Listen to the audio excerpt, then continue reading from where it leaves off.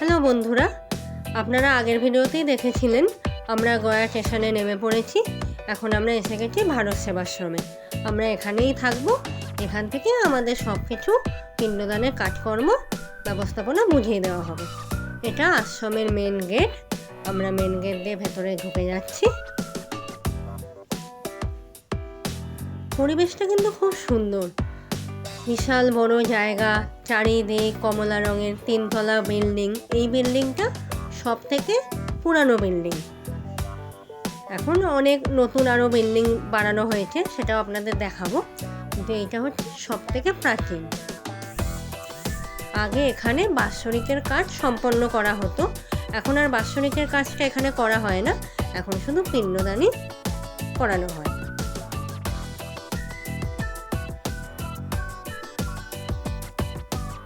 আপনাদের কিছু জরুরি ইনফরমেশান বলে রাখা ভালো। আপনারা যখন গয়ায় আসবেন কিছু ইনফরমেশান জেনেই আপনারা আসবেন। এই যে রুমগুলো দেখছেন, এখানে কিন্তু আলাদা করে কোনো চার্জিং পয়েন্ট আপনারা রুমের ভেতর পাবেন না।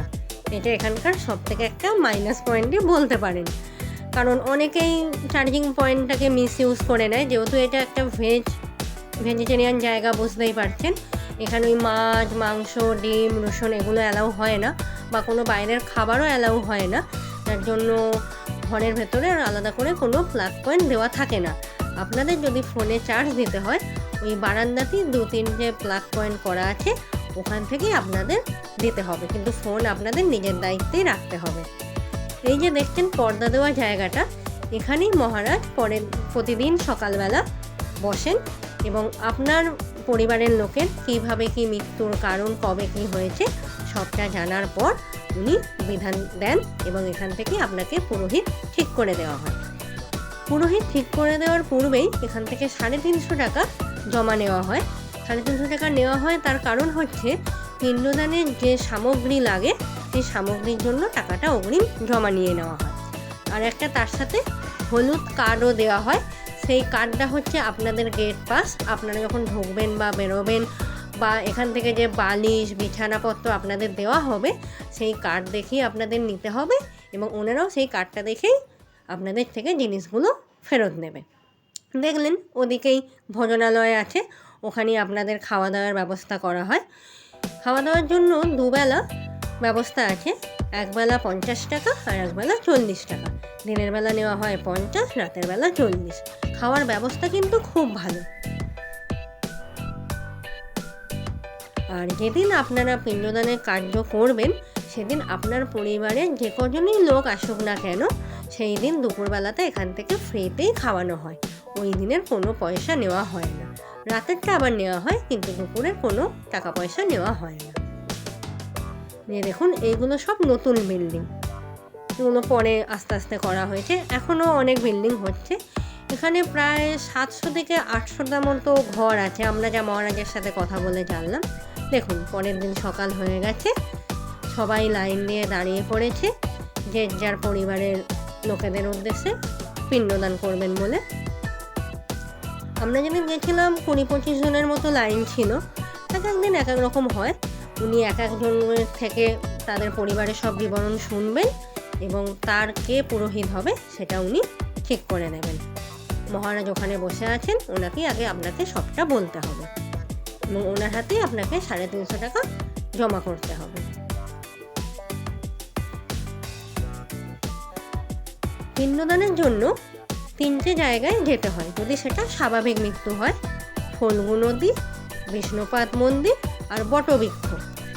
আর যদি সেটা অস্বাভাবিক মৃত্যু হয়, সেক্ষেত্রে আরেকটা জায়গায় যেতে হয়, সেটা হচ্ছে পেতশিলা। এই যে দেখুন আমার দিদি এখানে কাজের জন্য বসে পড়েছেন, তার সাথে আরও 2-1 জন আছে। একজন পুরোহিতের সাথে 2-3 জনকে দেওয়া হয় কাজ করানোর জন্য। এইটা প্রথমে কাজ হচ্ছে ফল্গু নদীর তীরে। ফার্স্ট কাজ আপনাদের ফল্গু নদীতেই হবে। এই যে ফল্গু নদী,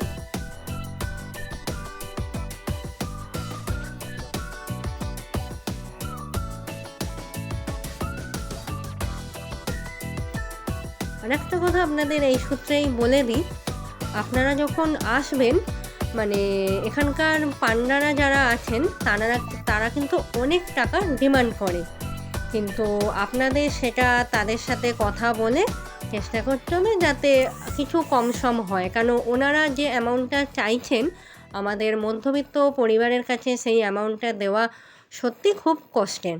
আমরা তো এসেছি কারোর কাজ সম্পন্ন করব বলেই, তাই একটু দেখে নেবেন। দেখুন, দেখতে দেখতে আমাদের 2 দিন কেটে গেল। পরের দিন ভোরবেলা আমরা স্টেশনে চলে এসেছি। এবার বাড়ি ফেরার পালা। ট্রেন আসতে এখনও দেরি আছে, আমরা একটু তাড়াতাড়িই চলে এসেছিলাম। স্টেশনে বসে আছি, ট্রেন আসতে এখনও ঘন্টা 1.5-2 বাকি।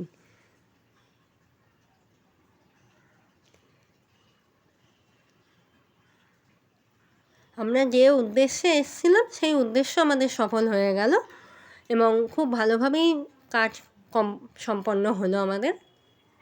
এই ঠান্ডা যে এদিকে পড়েছে আপনাদের কী বলবো, আমাকে দেখেই নিশ্চয়ই বুঝতে পারছেন। এই যে আমাদের ট্রেন ঢুকছে, জম্মু তাওয়াই হাওড়া কলকাতা মেল। এটা 7:15 আমাদের ট্রেনটা ছেড়েছে, কিন্তু টাইম ছিল 6:15। কুয়াশার জন্য লেট একটু হয়ে গেছে, কিন্তু লেট হলেও সঠিক সময়েই এসে আমাদের দক্ষিণেশ্বরে ঢুকিয়ে দিয়েছিল।